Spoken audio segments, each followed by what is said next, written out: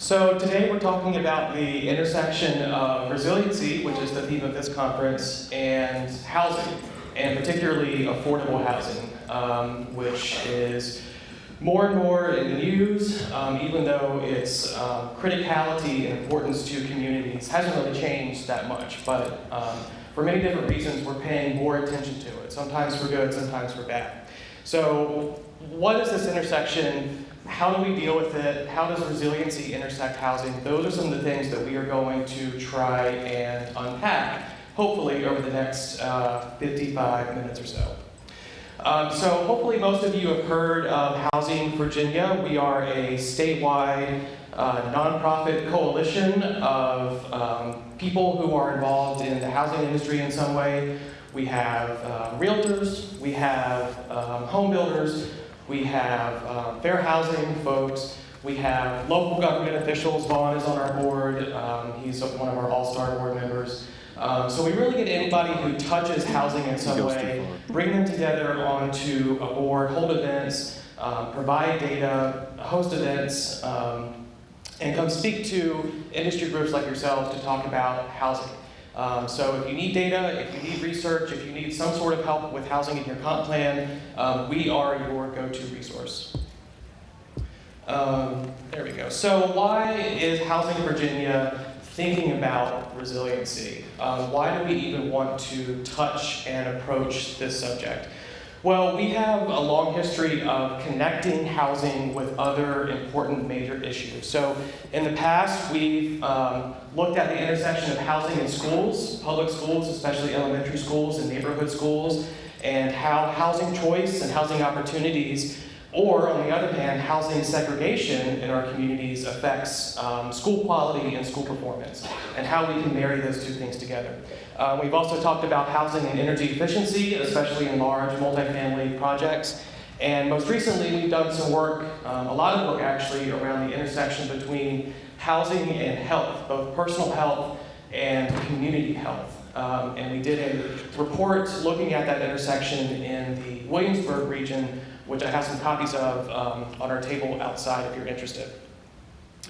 So why is housing important in the first place, right? Why do we want to look at this? Well, if you throw all these words up on the screen like human right, investment, safety, good health, family sphere, well-being, what is the one word that is a synonym for all of these? It's home. Home means so many different important things to everybody.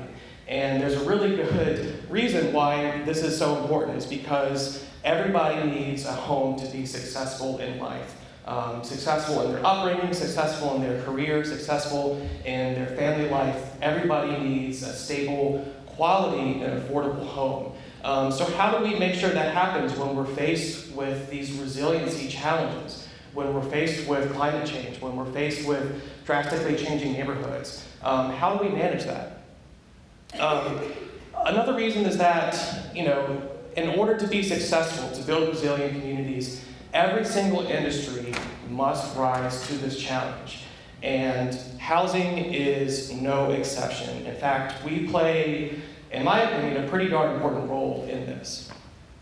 So what is this nexus? I'm here to just kind of frame the conversation, and then Susan and Vaughn are going to talk about a lot more interesting stuff because they are the experts in the room, not me. I'm just here to kind of tee them up. But I think this is an important frame to help understand this connection between housing and resiliency. In the housing world, we have a lot of baseline stresses that we deal with. These are things that have existed for decades. These are things that are challenges no matter what day of the week it is, and they are hard to overcome even without thinking about resiliency in some way. So what happens when we have these baseline stresses and then we have a shock to the system, like a hurricane, a flood, or an economic recession, or something that really disrupts that system, even if it wasn't a perfect system to begin with? Well, we end up with our existing inequalities, of which we have many, unfortunately, in housing and in our economy and in our society. Those existing inequalities are amplified. And that's the last thing that we want to do. We need to be fixing these baseline stresses to begin with, but we also need to be building resilient communities that don't let this amplification, this multiplication of inequality happen. So there's lots of pathways for this to happen. These are obviously just a few. Property ownership, access to mortgages, cost of retrofitting homes to be physically resilient. I noticed this morning that I left out one important thing up here, which is zoning, obviously. So maybe that'll be on my next slide when I update this slide deck. And so here's one example. This is a map pulled from our Williamsburg Health Foundation report that I mentioned earlier, looking at that intersection of housing and health, which you can imagine is not very hard to, again, connect to resiliency. So we took a look at life expectancy, by census tract, in these three jurisdictions in Williamsburg, James City County, and York County.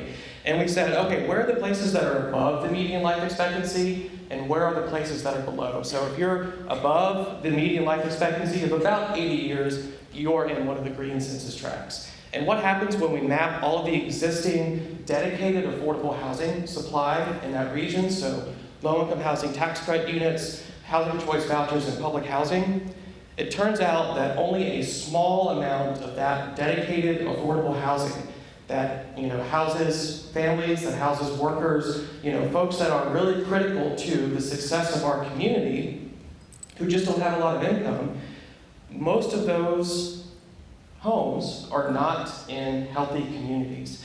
And so this is just one example of a pathway that connects both resiliency and health and housing together. So we approached this issue originally as a challenge, right? We wanted to rise to this challenge of resilient housing. But I think after we've had some good discussions with stakeholders and we've done our research a little bit, we really think that resilient housing isn't a challenge, it's an opportunity to build stronger communities. But when I was putting the slide deck together, I was like, opportunity is kind of an overused word. So I think really the better frame that I'd like to end on is that resilient housing is the foundation for resilient communities. If we are going to build resilient communities and have resilient neighborhoods in Virginia, we really need to think about how we are making our housing, especially housing for low and moderate income people, resilient. So with that, I'm going to turn it over to Susan.